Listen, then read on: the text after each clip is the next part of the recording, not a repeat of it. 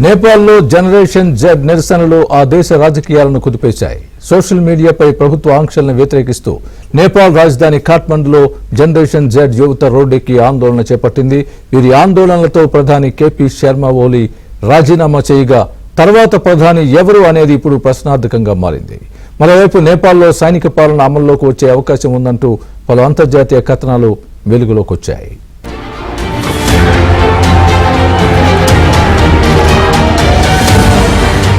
జనం వీధుల్లోకొచ్చారు, ప్రభుత్వాన్ని గద్దెదించారు.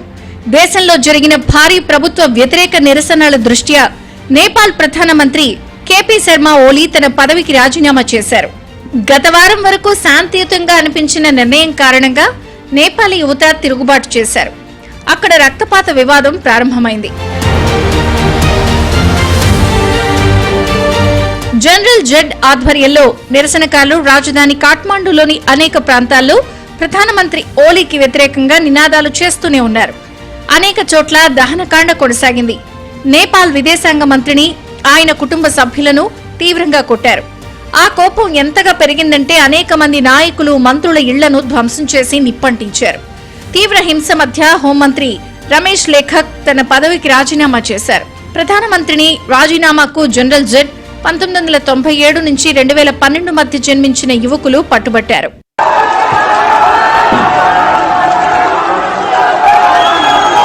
నేపాల్లో మంత్రులు, అధికార పార్టీ నేతలే లక్ష్యంగా ఆందోళనకారులు దాడులకు పాల్పడుతున్నారు.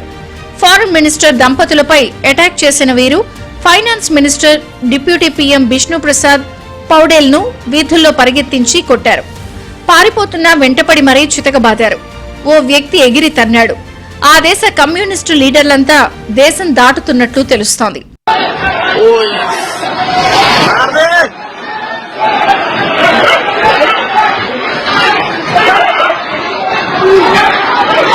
మరోవైపు నేపాల్లో నిరసనకారులు సుప్రీంకోర్టుకు సైతం నిప్పంటించారు. అటు పార్లమెంట్ భవనంతో పాటు మాజీ ప్రధాని ఓలీ, మంత్రుల నివాసాలకు నిప్పు పెట్టారు. ఓలీ రాజీనామా చేసినా ఆందోళనకారులు వెనక్కి తగ్గట్లేదు. యువత పెద్ద ఎత్తున ఆందోళనలకు దిగారు. మాజీ ఉప ప్రధానమంత్రి రఘువీర్ మహాసేత్ నివాసంపై నిరసనకారులు రాళ్లు రువ్వారు. సోమవారం రాజీనామా చేసిన హోంమంత్రి రమేష్ లేఖక్ నివాసానికి నిప్పంటించారు. నేపాల్ కాంగ్రెస్ అధ్యక్షుడు షేర్ బహదూర్ దేవుబా నివాసాన్ని చుట్టుముట్టారు. ఆయనకు సంబంధించిన ఆస్తులకు నిప్పు పెట్టారు. ఈ నిరసనల నేపథ్యంలో కాఠ్మండూతో సహా దేశంలోని పలు ప్రాంతాల్లో కర్ఫ్యూ విధించారు.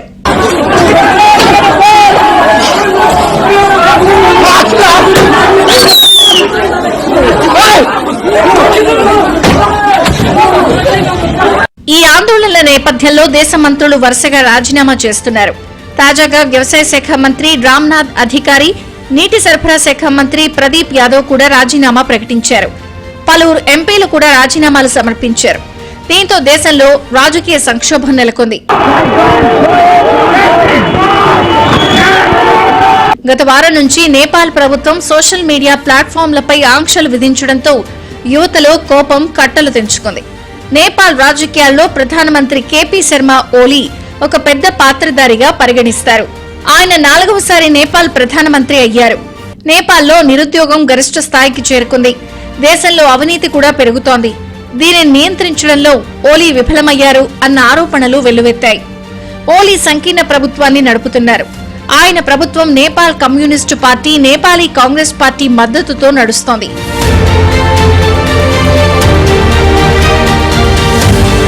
కానీ సంకీర్ణ ప్రభుత్వాన్ని నడిపిన తర్వాత కూడా ఆయన పార్టీ పట్ల, ప్రభుత్వం పట్ల నియంతృత్వ వైఖరిని అవలంబిస్తున్నారు.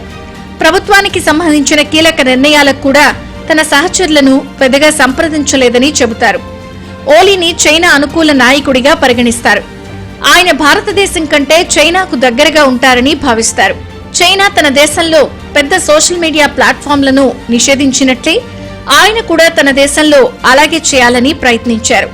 సోషల్ మీడియాను అరికట్టడం ద్వారా ప్రజల గొంతును అణిచివేయడానికి ఆయన ప్రయత్నిస్తున్నారు. కానీ సోషల్ మీడియాను నిషేధించాలి అనే ఆయన నియంతృత్వ ఏకపక్ష నిర్ణయం వ్యతిరేకంగా మారింది.